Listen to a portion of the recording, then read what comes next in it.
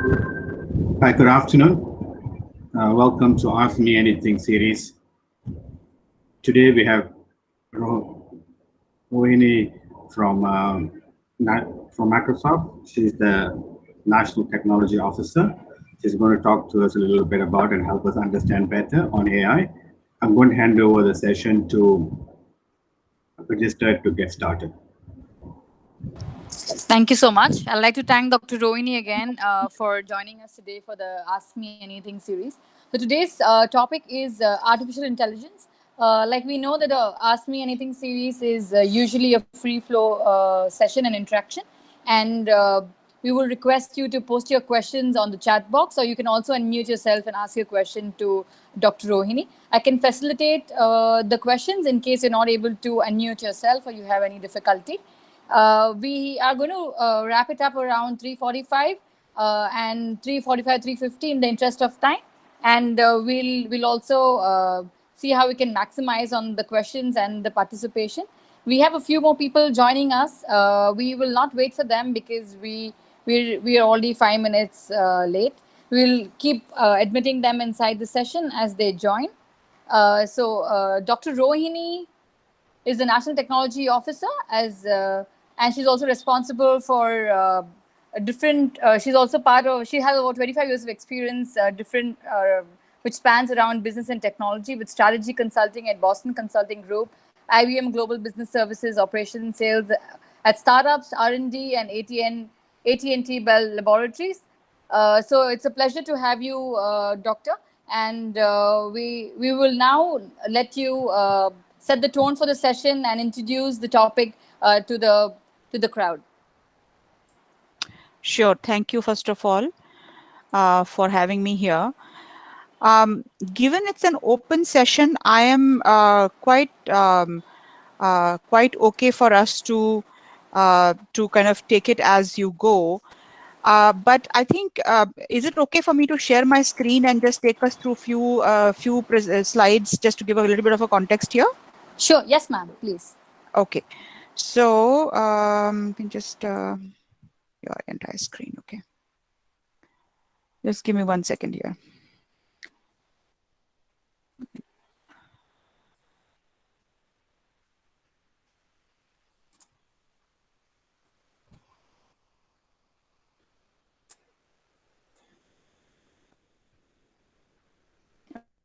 Okay.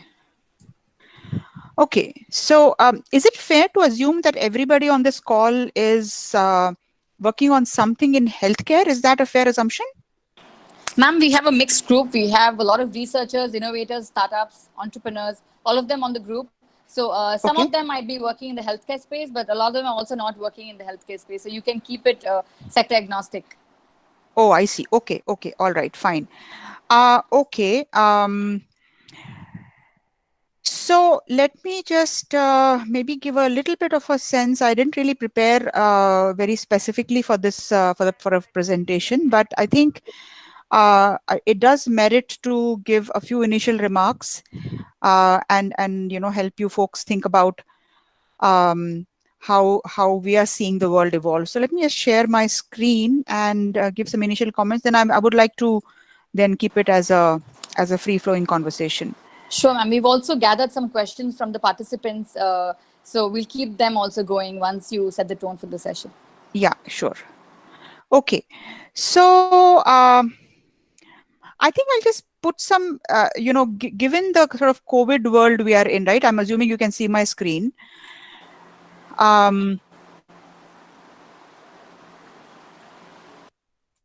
Yes, ma'am, we can see your screen. Okay, very good.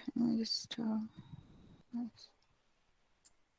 should not have happened. Just give me 1 second. Extend this display show only on one. Okay.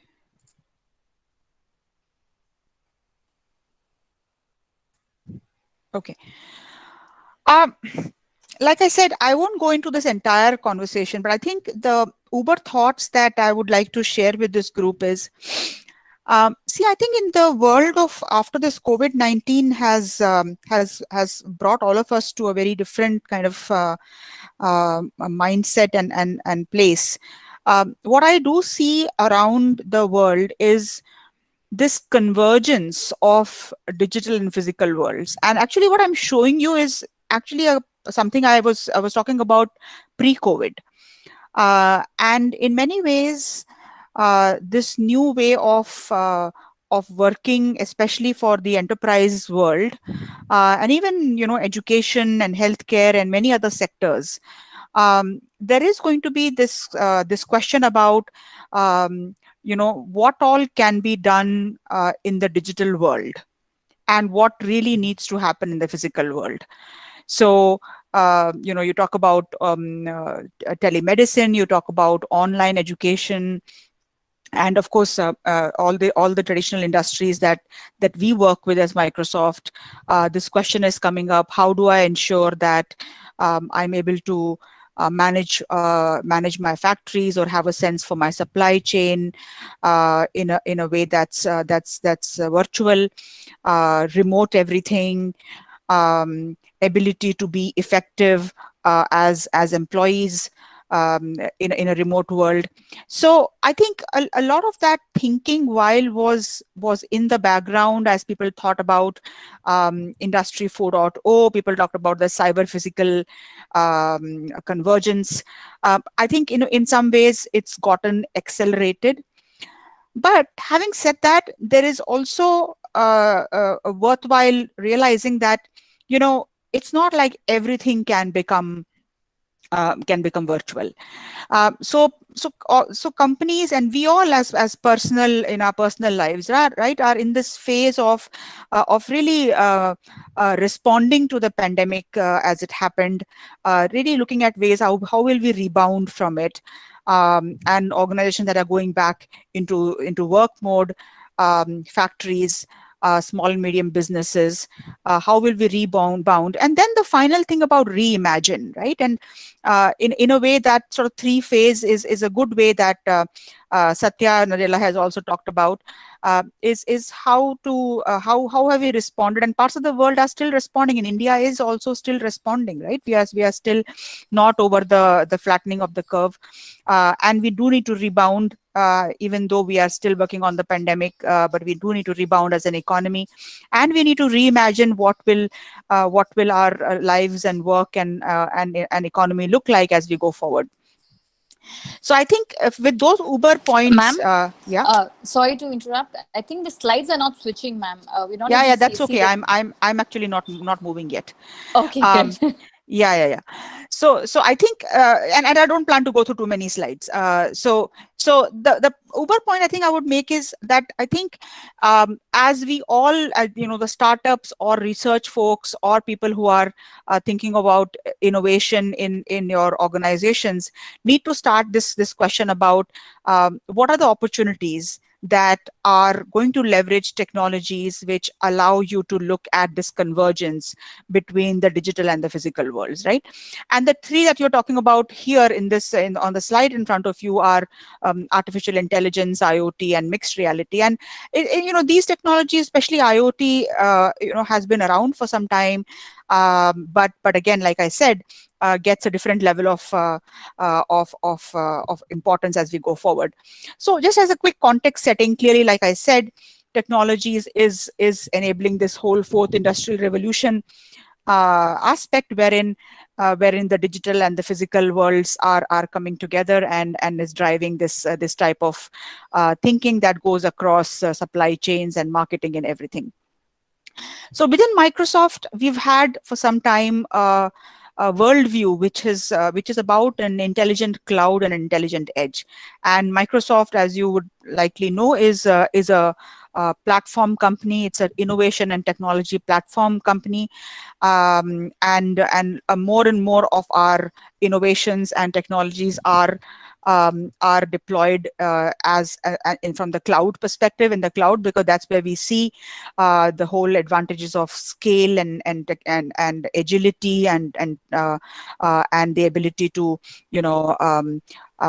operationalize your fixed costs to variable costs, or investments to operational costs. And then there's a whole intelligent edge, which is which is all of your IoT devices, your wearables, your smartphones, your satellites, your cars, all of those that form this intelligent edge. And what the pandemic has shown us, and not just the pandemic, but even in India, as you think about our connectivity as being not always very reliable, you also think about the fact that not everything is done in the cloud, right? So which means the edge also gets intelligent. And what I mean by the pandemic is that there is a need for example, ability to do either some kind of a video based analytics on social distancing, or there can be multiple use cases, right? But the idea being that you do want intelligence on the edge. So I think that's sort of our, if I were to put it, our world view, and what that helps us to think about is that, where as an organization we are helping our customers, partners, organizations, government, society to get more and more enabled to build things, because as a platform company, we don't build everything, like not everything. So of course you know us about from office products and the PowerPoint and Word and all of that, but like I said, that's a very small part of what the Microsoft of today is. Microsoft of today is a platform company that brings in technologies to help others build things.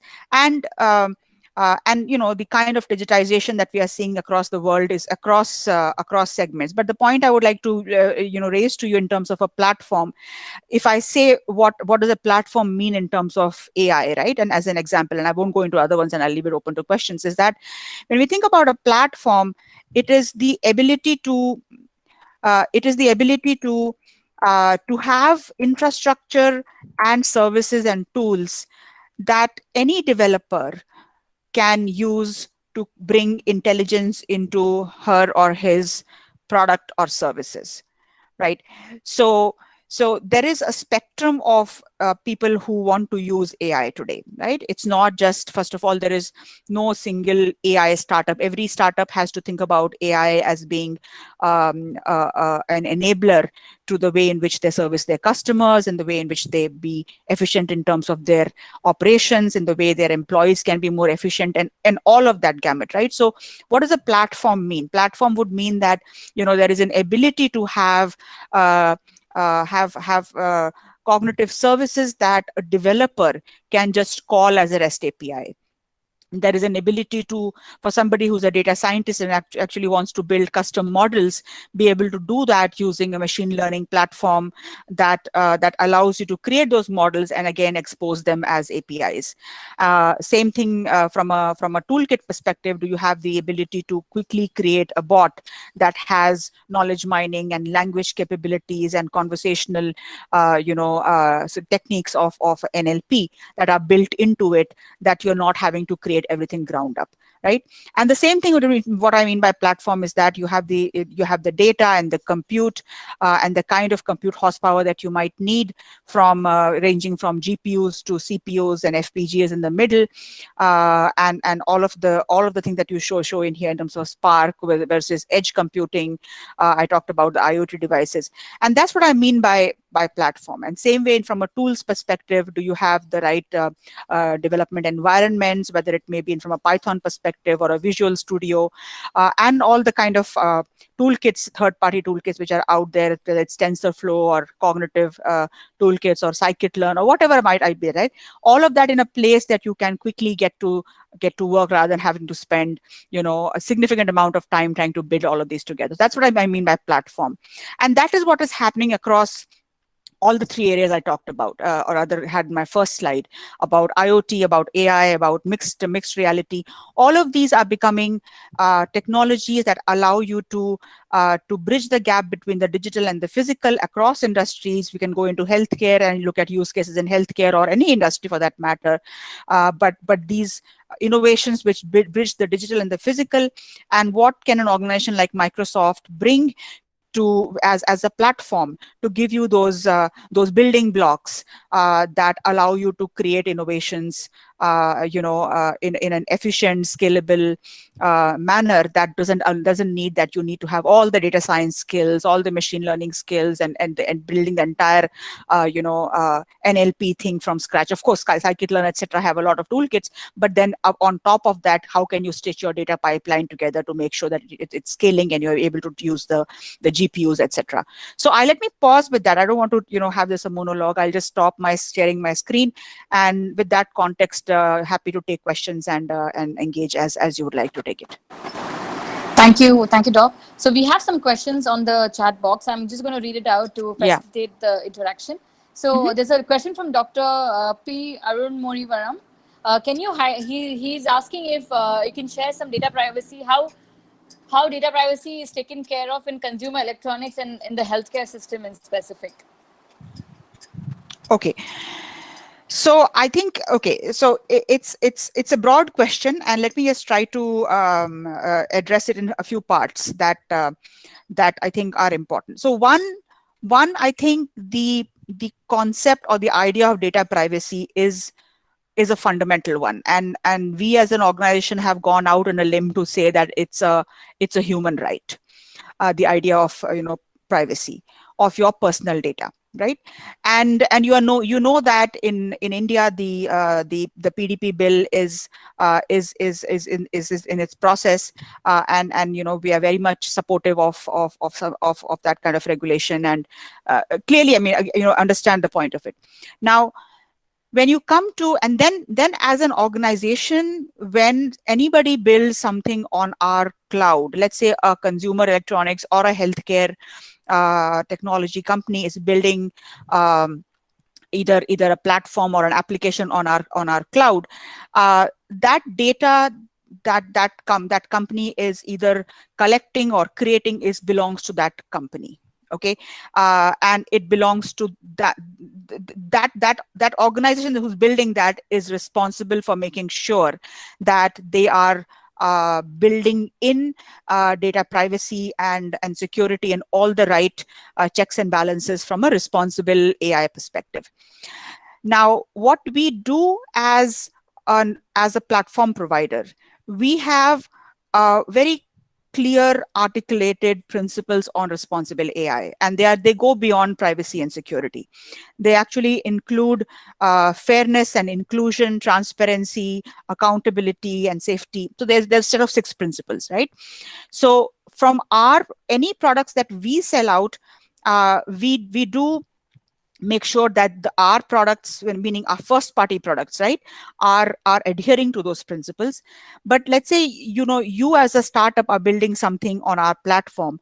What we offer is that, look, these are the principles that we believe are very important that you should be imbibing in the way you think about creating your products to make sure that you're doing the right thing by your customers, right? So it has to be, whether it's consumer electronics or healthcare or financial services, it could be any industry, right? We bring them to say that here is how you need to think about your products.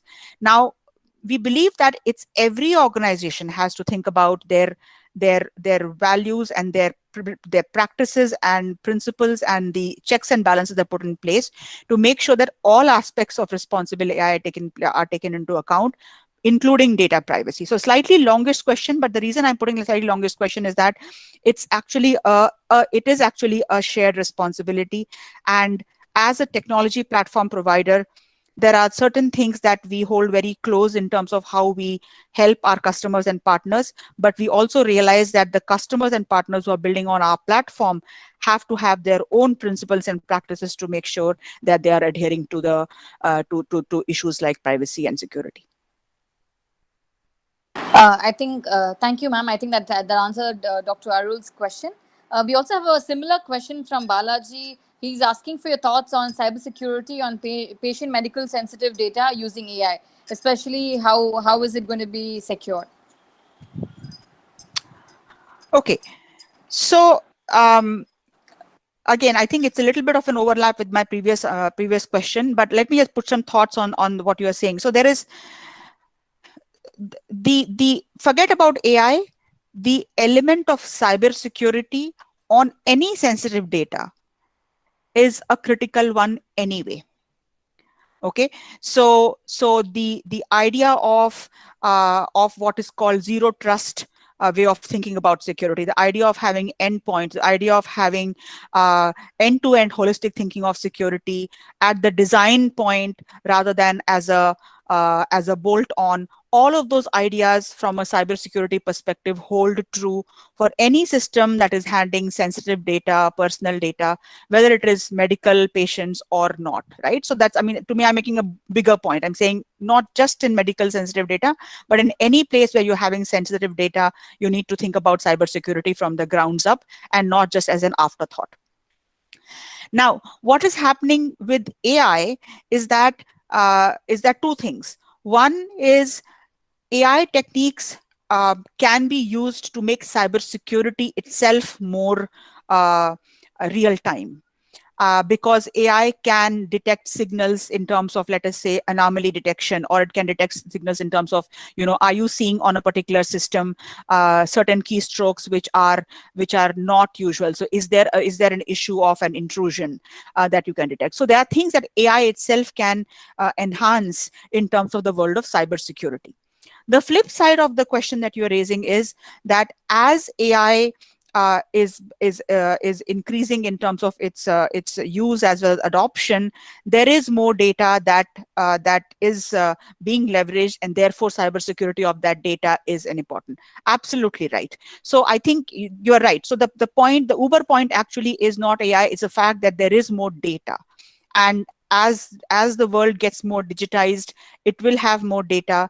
That data should be leveraged by AI, but the fact that there is data and there is some of it is sensitive data means that you need to have cybersecurity practices, whether it is policies, whether it is tools, whether it is design, secure by design, whether it is zero trust kind of frameworks to even think about holistic end-to-end security.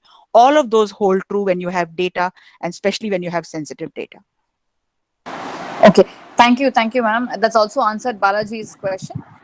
We have another question on the chat box. The question is, what are the solutions that can be used to resolve the current problem, and what do you think is not resolvable through AI? Okay. What of this can be done today with AI? What cannot be done with? Okay, so I'm assuming you are referring to the pandemic. I'm assuming okay. Let me assume it's from the pending, unless there is a bigger context. I'm thinking that's what the current context means. Yeah, it's from the current context. Yes.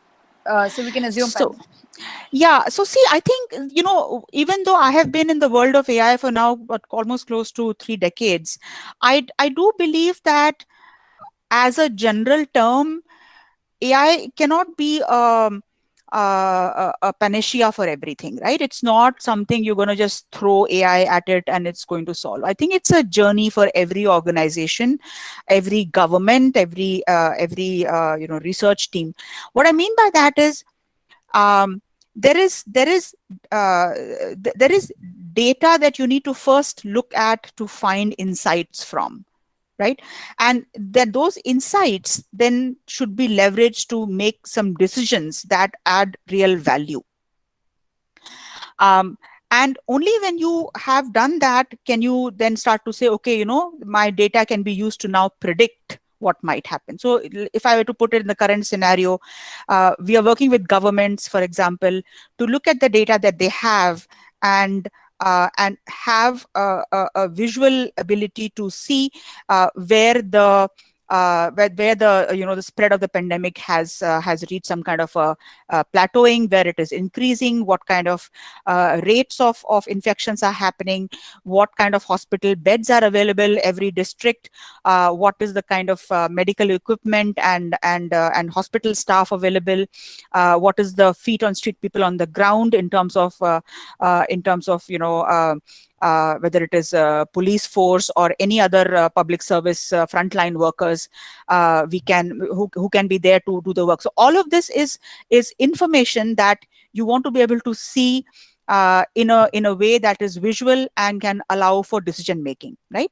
So all the states and many of the smart cities, etc., having this war room or a decision cockpit where they are looking at data and making these decisions almost dynamically, because every day the situation is changing, travel is happening, and therefore the pandemic is creating complications from multiple angles, right? So I think that angle is just decision making using data. Then the question is, if I have the data and I have a decent understanding of how this pandemic works, can I make predictions as to, what will be my next week or 2 weeks look like in terms of the kind of spread I can expect, right? And there are models, what are called epidemiological models, that are used even with multiple assumptions to give some sense of what the pandemic will look like. So that's when you start to have some amount of prediction, which is machine learning model that is doing some kind of prediction. When you have things like that, then you start to use things like AI. But having said that, there are things which are using AI today as chatbots, right? So for example, Apollo has along with Microsoft, they've launched a chatbot that can allow you to an app that has some intelligence underneath it, that allows you to do some self symptoms checking and kind of give a score as to how susceptible or are your symptoms indicative of being infected in some way. And then also there's a chat bot that allows you to say where are my nearest healthcare providers. Same way there is a chat bot that has been developed in Punjab, and also we are doing work with at the national level, wherein so underneath obviously is AI technology. So what I said was that it's a gamut. It's using data for decision making in intelligent ways. It could be just visualization. It using data to make some predictions about where the pandemic might go, and it is using AI in ways that allows for good interfaces, multilingual interfaces, chatbot like interfaces that allow you to be able to interface with the knowledge information that may be otherwise hard to find, but a chatbot is an easy interface and is driven by AI. Thank you, Doc. We have a question from Miss Sudha. I think she wants to ask it herself. Yeah, okay. Go ahead, Sudha. Yeah, good afternoon. My question is, initially when you started, when there was a question on security, you make a statement to say it is a combined responsibility, right? From user of the platform, that is Microsoft, does take care of a lot of security. At the same time, everyone who is a customer of Microsoft and who needs to build on it needs to take care of their internal security. Am I right on that? You did say that people have to be careful with what they do as well. Am I right? Yeah. It's a joint responsibility is what you said. Now, is there a way that when someone does not follow certain, certain rules that have to be followed, and you find there's a small breach, right? Does Microsoft have a way to say, okay, this customer is not safe, and do they do through some discovery method or something like that? Or yes, please. That's absolutely. No, absolutely. So your question has got a few elements to it. And also it's a question about, so it's a question about what service of Microsoft you're using. But let me give the answer in terms of. See, the reason I'm asking, let me tell you, so that you can answer me from that as well. See, I know for sure that Microsoft spends millions of dollars in security. Okay, many of us, on trust of that, we build something on that. Okay, so if a few people are going to create any sort of difficulty, it is going to harm over a period of time the ecosystem, right? So asking also from that perspective, what does Microsoft do to take care of this? Yeah. So thanks. I mean, I think it's a very, very good question. So let me answer in a few ways. One is that the policies and the security tools and the infrastructure that that the organization is using on Microsoft platform, all the indications or rather the signals from there are available on a security dashboard or a security point that I as a customer, if I'm sitting on the Microsoft platform, I have a real-time view of what my security posture is looking like. So that's point number one, right? Which means if I'm the IT administrator of an organization and I'm running my infrastructure on Microsoft, I have a constant view of how well am I being protected. So that's number one, which means I know where people are not adhering to policy. I know what needs to be done in terms of enhancing the kind of checks and balances I need to have. I know situations where an intrusion might have happened. All of those are there. Now, how does Microsoft, so that's on one customer, but because we as an organization are a global organization, we are looking at trillions of signals on our own networks. Whether it is Azure, whether it is our Windows or or Office. So across our products and services, we have the signals that we are seeing across the world, and trillions of signals, right? So we analyze them ourselves to have an early indication of where a new threat, a 0 day as they call, right, is brewing, and we bring that to help our customers address their security challenge before it starts to even get to their specific instance or their specific infrastructure. So that's the second element. Third is, we have, as Microsoft, we have a pretty large group of security specialists who work almost in a blue team, red team type of scenario, meaning they try to hack into our own systems, right? So it's this ability to saying, can we pose as external hackers and can we break into systems? So we have this this tight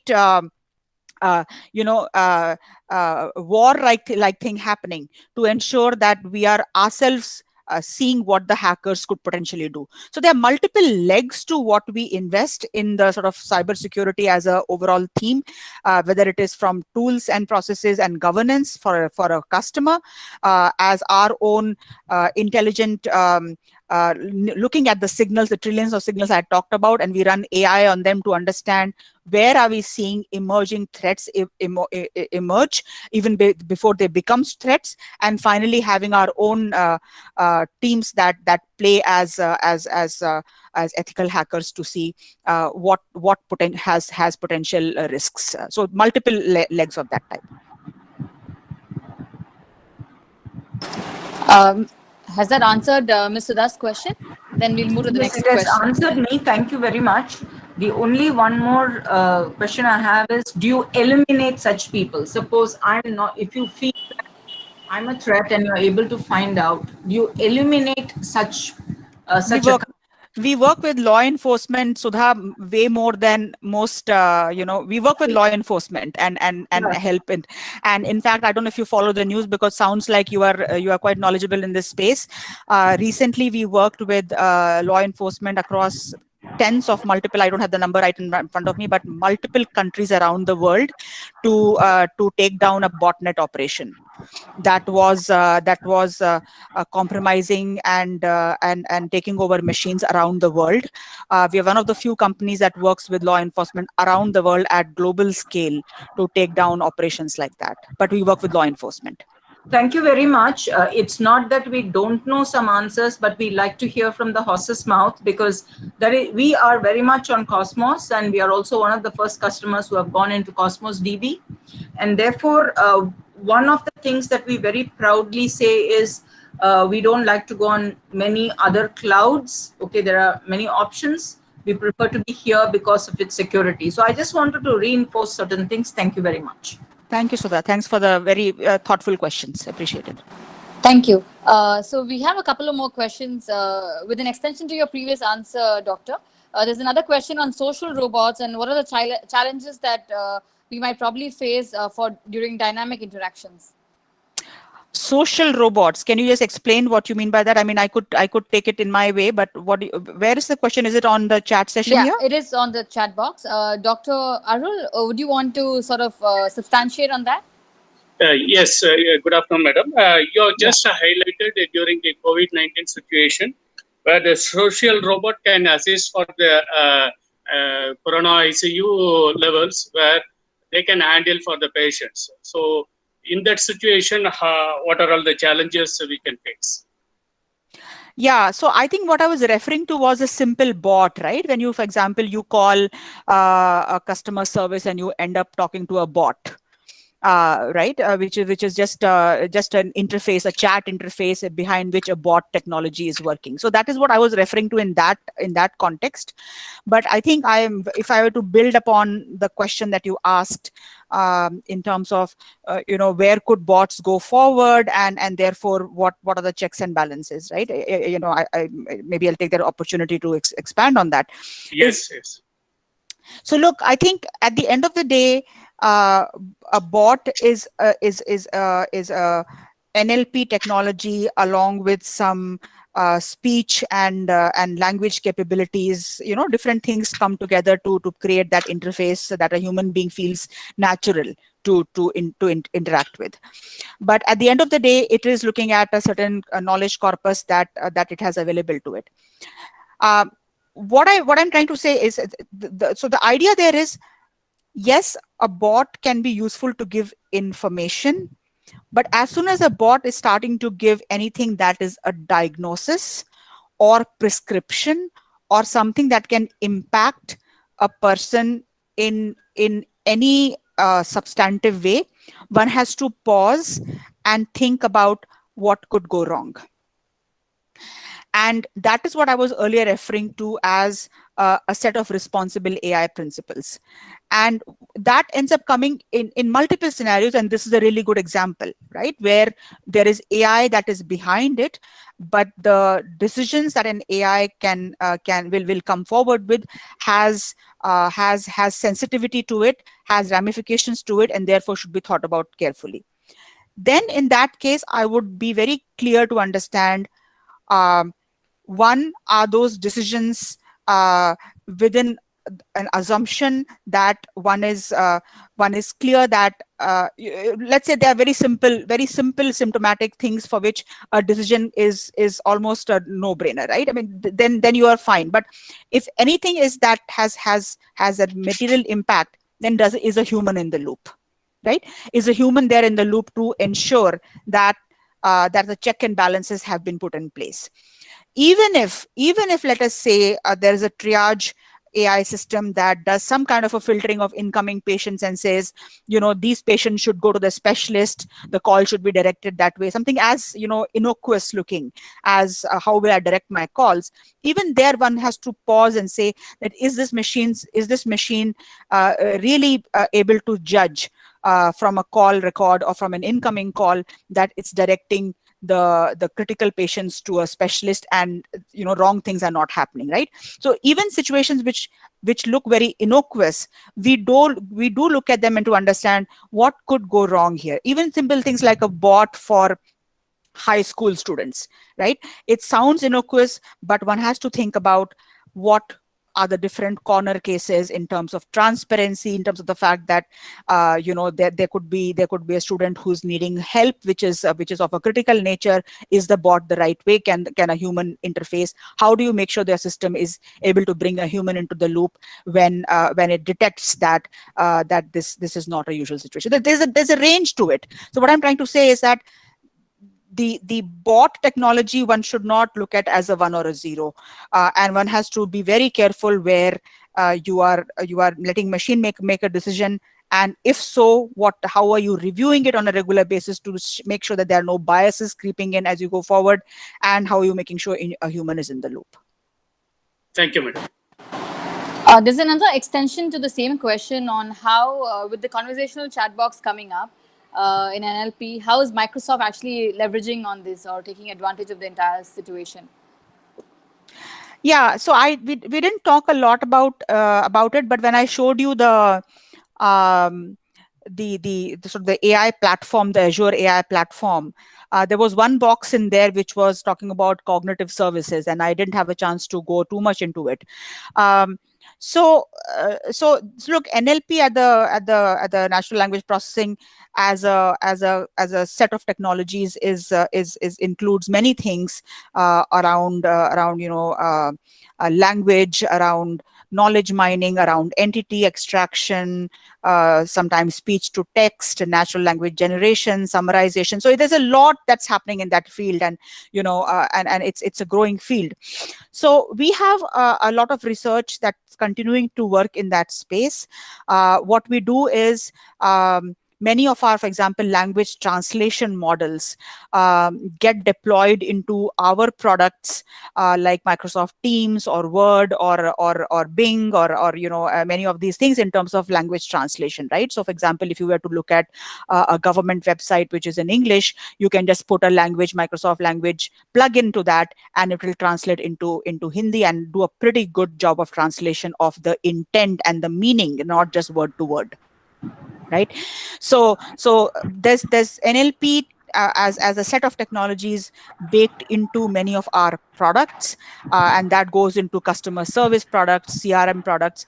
But as I was showing you in that platform, the cognitive services also has language APIs, right? Which you as a developer, if you're developing a product and you want to have something that addresses multi-language, you can leverage those language APIs from the cognitive services as a service to create that multi-language capability. So what you're really doing is you are not creating your own NLP engine, you are leveraging Microsoft's capability and that toolkit to bring that capability, but using it as a service. Thank you, Doc. We have another question from Rahul. The question is on edge computing. Rahul, do you want to unmute and ask your question on? His question is specifically on AI hardware.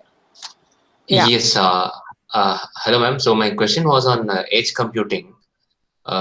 So specifically, what I wanted to ask is, so in the NVIDIA has come out with this Jetson range of edge computing devices, specifically for AI running or deploying the models on them. Is Microsoft working on something, and when would we get access for the Windows platform on these Jetson devices, if you have anything on that?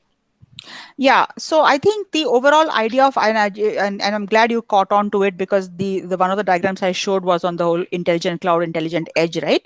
And so for us, edge is a rather broader term, and it includes what we will call so from a cloud perspective, right, it includes things like IoT devices, but it also includes things which are your smart handhelds, something that may be embedded in an industrial industrial process. It could be a wearable, it could be a healthcare meter that is being used by an elderly patient. So it could be a whole range of things, right? Because everywhere you're having some kind of a computing that's happening, which is away from the cloud and is on the edge, and is potentially not always connected to the cloud. Right, so there are a whole bunch of technologies that we have out there. If you kind of do a little bit of a search on Azure IoT, you'll find them, which have to do with the kind of machine learning models that can be deployed on the edge.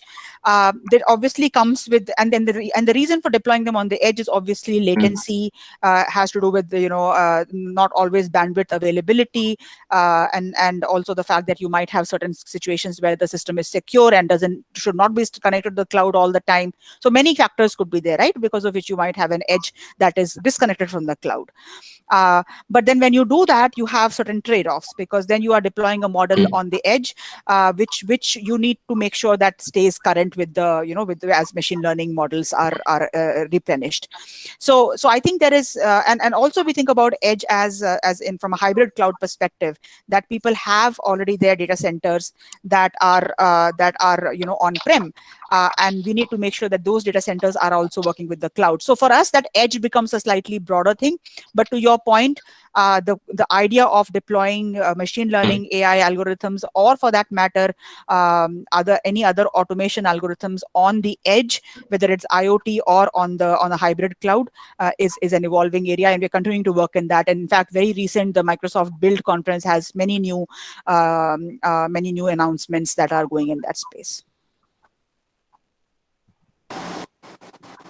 Okay.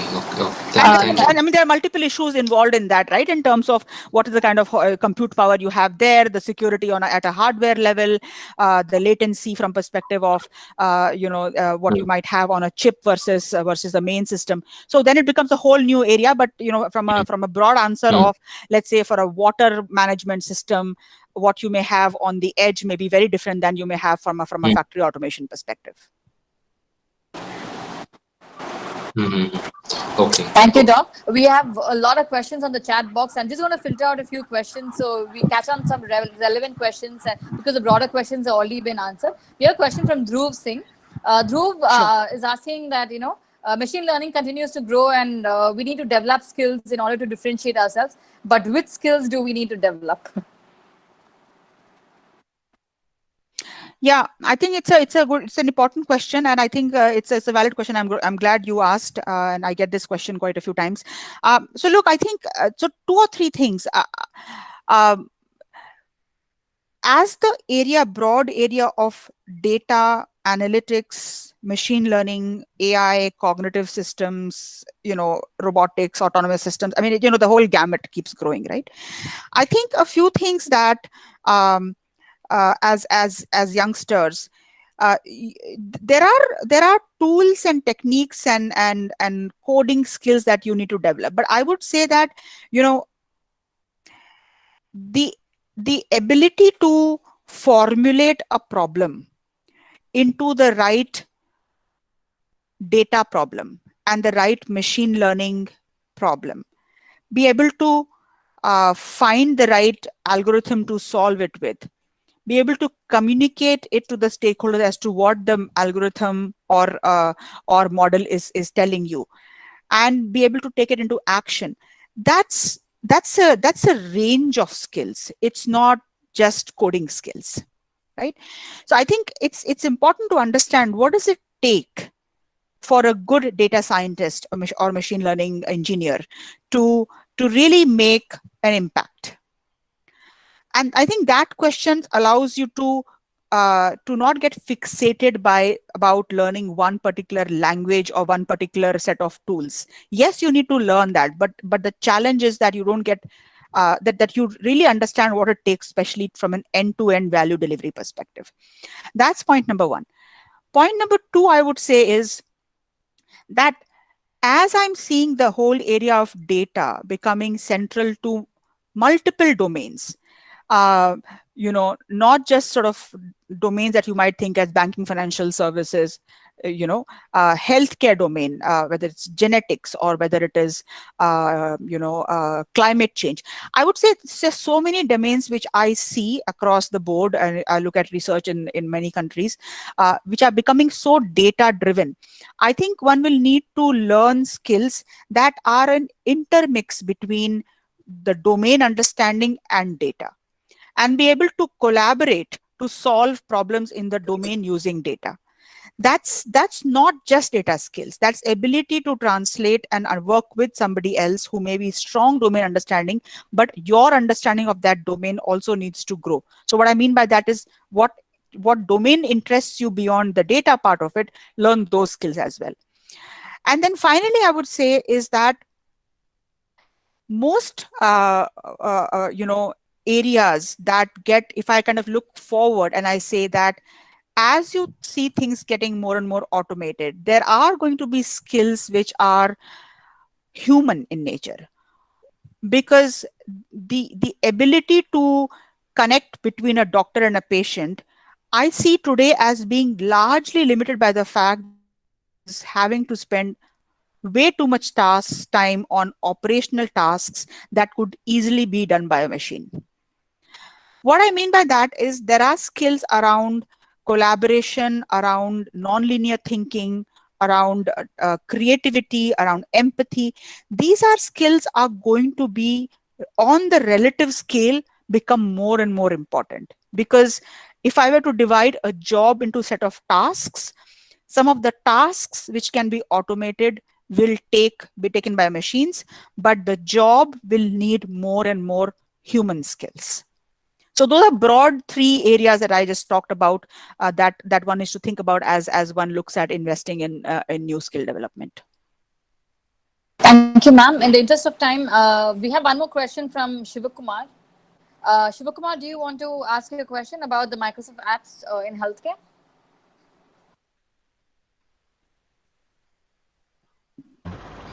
Yeah, I want to ask, ma'am. Thank you for the opportunity to question. So actually, healthcare industry, it is much lagging behind as far as digitization is concerned in India. It is quite difficult because as far as Western countries concerned, everything gets digitized. Whatever the patient's data, then their investigations, reports, then sharing through systems that we saw even a decade ago. But here in India, we don't have such systems. The people who are having are only corporates and occasionally small hospital like ours. Actually, I am owner of small hospital here. So how can we utilize Microsoft in these terms, or if at all, does that need much more team effort to get used to that apps in Microsoft? Yeah. So the larger point about health records digitization is a much uber point, and but I would sort of bring the problem to sort of close to where you are, right, as a hospital. Now, as a hospital, I'm sure you have systems that track patient, or operations, right, or staff, or even equipment. I think the ability to just, even like I was saying earlier, even just start to look at that data and start to look at it visually, oftentimes helps you make decisions in efficient manner in terms of, example, that run out of supplies, or predicting what your nurse load is, or even performance of people. So there are multiple ways to think about just looking at the data.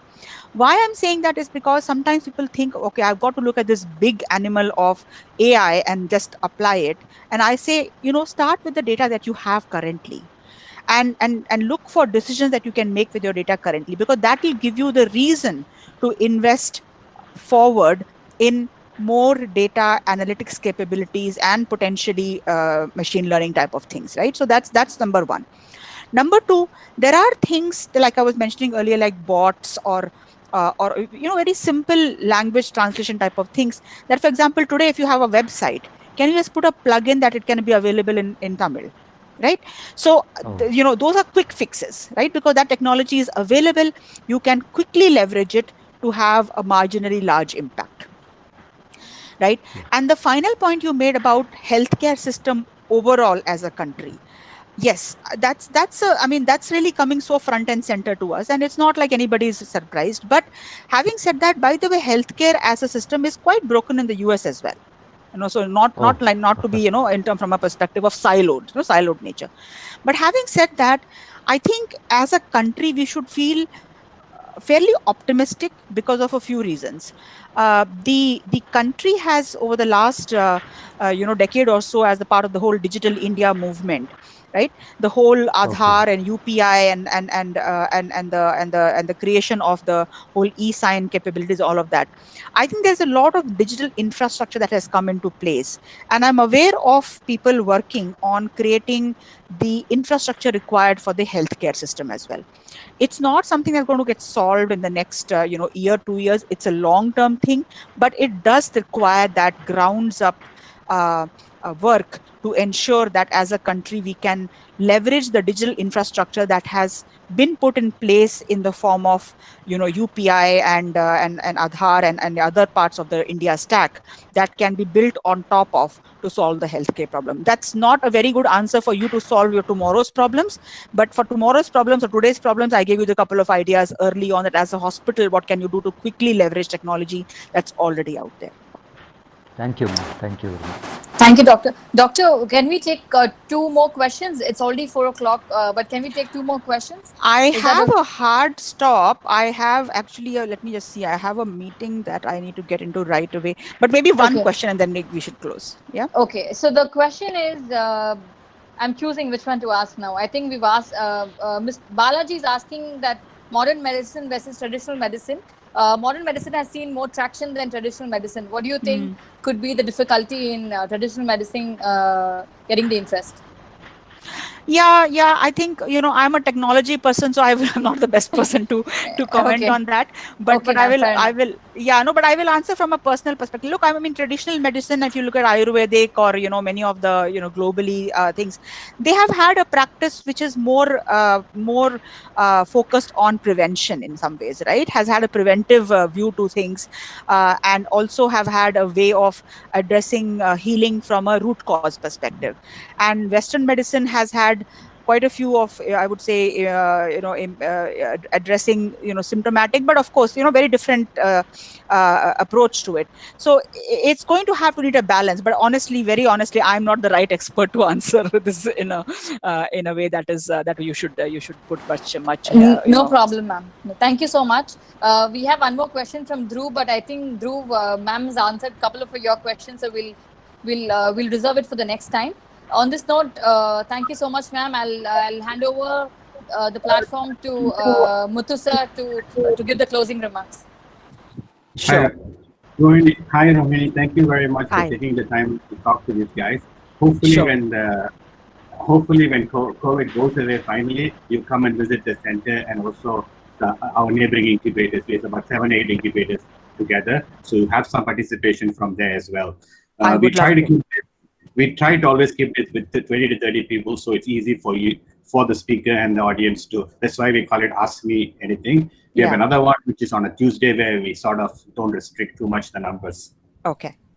So thank you once again for taking the time out, and it's been a pleasure having you with us this afternoon. Thank you very much. Thanks for having me, and I'll be delighted to visit when all this is behind us. Thank you very much. Ma'am, just a quick question. Ma'am, we've recorded the session. Would it be okay to put it on our YouTube channel? It's fine. With your permission? It's fine. Thank you. Okay. Thank you so much. Okay, bye. Bye. Thank you. Bye.